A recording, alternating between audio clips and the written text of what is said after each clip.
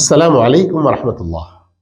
الحمدللہ، سیرت النبی صلی اللہ علیہ وسلم کے 9ویں سبق میں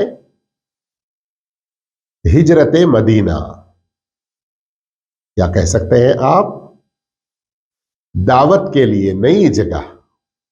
جب مدینے کے کچھ لوگوں نے اسلام قبول کر کے عہد و پیمان کیا کہ اسلام کے وہ حقیقی معاون و مددگار بنیں گے، تو اب مدینہ مسلمانوں کے لیے امن کا گہوارہ بن گیا۔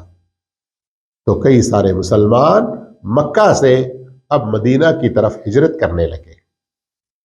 لیکن جس کسی کے ہجرت کی خبر مشرکین مکہ کو ملتی، وہ بہت زیادہ انہیں تکلیفیں دیتے۔ اس لیے کئی سارے مسلمان چھپ چھپا کر مکہ سے مدینہ کی طرف نکلنے لگے۔ حضرت ابو بکر صدیق رضی اللہ تعالی عنہ بھی اللہ کے رسول صلی اللہ علیہ وسلم سے ہجرت کے لیے اجازت چاہتے ہیں، لیکن اللہ کے رسول صلی اللہ علیہ وسلم فرماتے ہیں جلدی نہ کرو، ہو سکتا ہے کہ اللہ آپ کو کوئی اچھا ساتھی عطا کر دے۔ جب مشرکین مکہ نے دیکھا کہ یہ چھپ چھپا کر نکلنے والے اور مدینہ کی طرف ہجرت کرنے والوں کی تعداد بڑھتی ہی جا رہی ہے، اور یہ مدینہ ان لوگوں کے لیے ایک بہترین مأوی اور مسکن بن گیا ہے، تو ڈر ہو گیا انہیں کہ اب یہ محمد صلی اللہ علیہ وسلم ان کی دعوت اور عام ہو جائے گی، ان کے چاہنے والے اور ماننے والے چہار سو پھیل جائیں گے۔ نعوذ باللہ، ان لوگوں نے ایک بہت ہی برے اور غلط مشورے اور پلان کے لیے سوچنا شروع کیا۔ کیا ہوا کہ انہوں نے یہ اتفاق کیا کہ نعوذ باللہ رسول اللہ صلی اللہ علیہ وسلم کو ہی قتل کر دیں گے۔ اور یہ مشورہ دینے والا بدبخت ابو جہل تھا۔ کیا کہا اس نے؟ ہمارے ہر قبیلے میں سے ایک تگڑا جوان ہم چنیں گے جو تلوار چلانے میں ماہر ہو، اور اسے تیز تلوار دی جائے، اور ان تمام قبائل کے یہ تگڑے جوان بیک وقت محمد صلی اللہ علیہ وسلم پر نعوذ باللہ وار کریں گے، اس طرح کہ کل کے دن اگر کوئی پوچھے بھی کہ محمد کا قاتل کون ہے، تو کسی ایک کا نام نہ آئے، سارے قبیلوں کا نام آ جائے، تو پھر بنو ہاشم جس قبیلے سے محمد صلی اللہ علیہ وسلم کا تعلق ہے، وہ لوگ مقابلے کی کوئی طاقت نہیں رکھیں گے۔ نعوذ باللہ، استغفر اللہ۔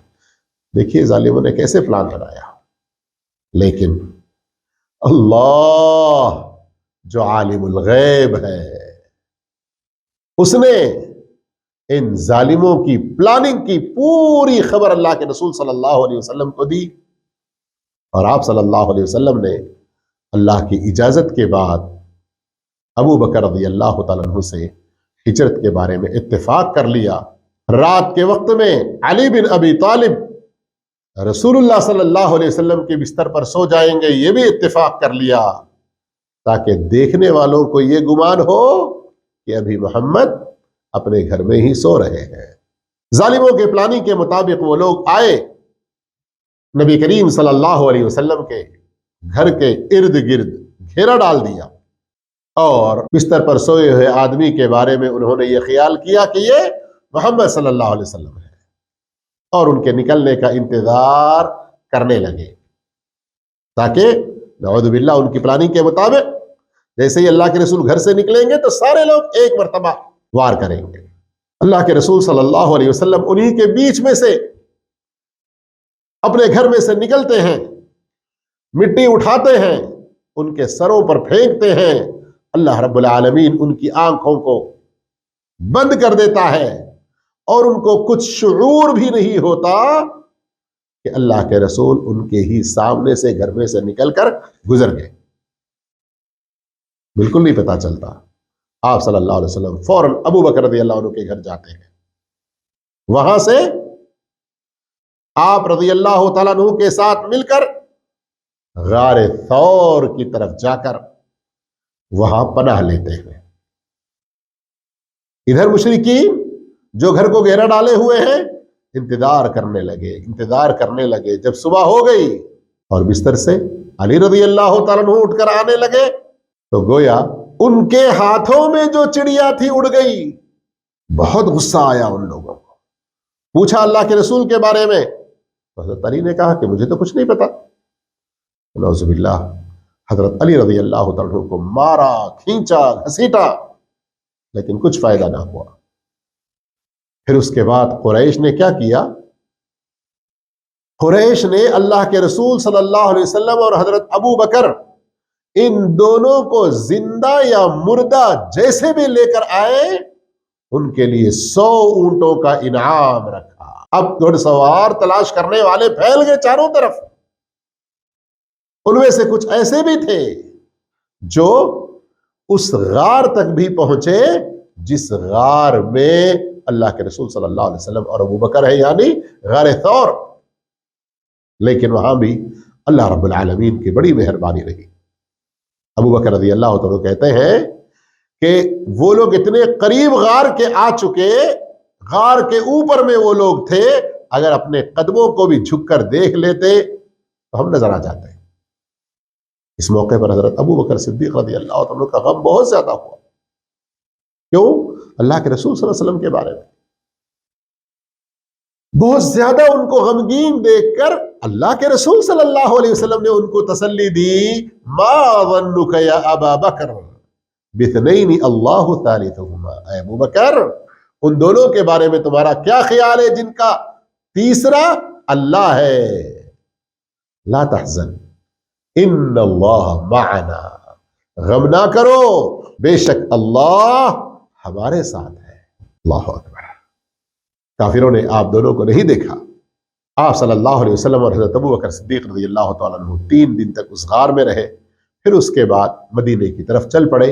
اور پتا ہے کہ کوئی قریب کا راستہ نہیں ہے، آج بھی 420 450 کے قریب کلومیٹر ہے مکہ سے مدینہ، اور اس وقت تو پیدل، گھوڑوں پر سواری، اونٹوں پر سواری، چلتے رہے۔ راستہ بہت لمبا ہے، گرمی بہت شدید ہے، سخت ہے۔ چلتے چلتے اگلے دن شام کے قریب ایک خیمے پر پہنچے جہاں ام معبد نامی ایک خاتون تھی۔ ان سے کھانے یا پینے کی کوئی چیز مانگی تو اس خاتون نے کہا کہ ہمارے پاس اس وقت کچھ نہیں ہے اور ہمارے شوہر بکریاں چرانے کے لیے گئے ہیں، اب کچھ دیر میں شاید آتے ہی ہوں گے۔ لیکن دیکھا کہ اسی خیمے میں کنارے ایک دبلی پتلی بکری ہے، تو اس کے بارے میں پوچھا تو اس خاتون نے کہا اگر اس کے اندر کچھ دم ہوتا تو یہ اور بکریوں کے ساتھ چرنے کے لیے جایا کرتی، لیکن اس میں کوئی طاقت نہیں ہے اور اس میں ایک قطرہ دودھ بھی نہیں ہے۔ اللہ کے رسول صلی اللہ علیہ وسلم ام معبد کی اجازت سے اس بکری کی طرف جاتے ہیں اور جا کر اس کے تھنوں کو ہاتھ لگاتے ہیں تو وہ دودھ سے لبریز ہو جاتا ہے، بھر جاتا ہے۔ آپ صلی اللہ علیہ وسلم ایک برتن بھر دودھ نکالتے ہیں اور وہ دونوں بھی اور گھر کے افراد بھی پی لیتے ہیں۔ پھر اس کے بعد اللہ کے رسول صلی اللہ علیہ وسلم ایک اور برتن بھر کے دودھ نکالتے ہیں اور وہاں ان گھر والوں کے لیے چھوڑ کر آگے اپنا سفر جاری رکھتے ہیں۔ ادھر مدینے کا کیا حال ہے؟ جب مدینے والوں کو خبر ملی کہ اللہ کے رسول صلی اللہ علیہ وسلم مکہ سے ہجرت کرتے ہوئے نکل چکے ہیں، اب وہ روزانہ بے چینی کے ساتھ اللہ کے رسول صلی اللہ علیہ وسلم کی آمد مبارک کا انتظار کر رہے ہیں۔ ہر دن وہ لوگ نکلتے باہر مدینے کے اور انتظار کرتے رہتے، شام کے وقت میں پھر واپس لوٹتے۔ اسی حالت میں دن گزرتے گئے۔ جس دن آپ صلی اللہ علیہ وسلم مدینہ پہنچنے والے تھے اس دن بھی وہ استقبال کے لیے آئے ہوئے تھے۔ آپ صلی اللہ علیہ وسلم پہلے قباء میں تشریف لائے اور وہاں پر آپ صلی اللہ علیہ وسلم نے ایک مسجد کی بنیاد ڈالی اور وہاں آپ صلی اللہ علیہ وسلم نے 4 دن قیام فرمایا اور یہ مسجد اسلام کی سب سے پہلی مسجد تھی۔ 5ویں دن آپ صلی اللہ علیہ وسلم وہاں سے چل پڑے اور آپ کے ساتھ انصار کے کئی سارے لوگ ہیں اور سارے کے سارے اس انتظار میں ہیں کہ سب سے پہلے ہمیں رسول اللہ صلی اللہ علیہ وسلم کی ضیافت کا شرف حاصل ہوگا۔ اور لوگ آگے بڑھ بڑھ کر آتے، آپ کے اونٹنی کی لگام کو تھامنے کی کوشش کرتے۔ اللہ کے رسول صلی اللہ علیہ وسلم سب کو دعا دیتے ہوئے، ان کا شکریہ ادا کرتے ہوئے کہتے کہ اس کے لگام کو چھوڑ دو، اس کو جہاں حکم ملے گا وہیں وہ بیٹھ جائے گی۔ اللہ اکبر۔ بالآخر کرتے ہوئے، بالآخر چلتے ہوئے، آگے بڑھتے ہوئے وہ اونٹنی ایک جگہ بیٹھ گئی، لیکن آپ صلی اللہ علیہ وسلم ابھی اترے نہیں ہیں۔ پھر وہ اٹھی وہاں سے اور کچھ دور آگے چلی، پھر پلٹ کر آئی اور جہاں پہلے بیٹھی تھی وہیں پر بیٹھ گئی۔ تب اللہ کے رسول صلی اللہ علیہ وسلم اتر پڑے۔ یہ وہ جگہ ہے جہاں ابھی آج مسجد نبوی ہے، اور وہیں پاس میں حضرت ابو ایوب انصاری رضی اللہ تعالیٰ عنہ کا مکان ہے، اور ابو ایوب انصاری رضی اللہ تعالیٰ عنہ کو آپ کی ضیافت کا شرف حاصل ہوتا ہے۔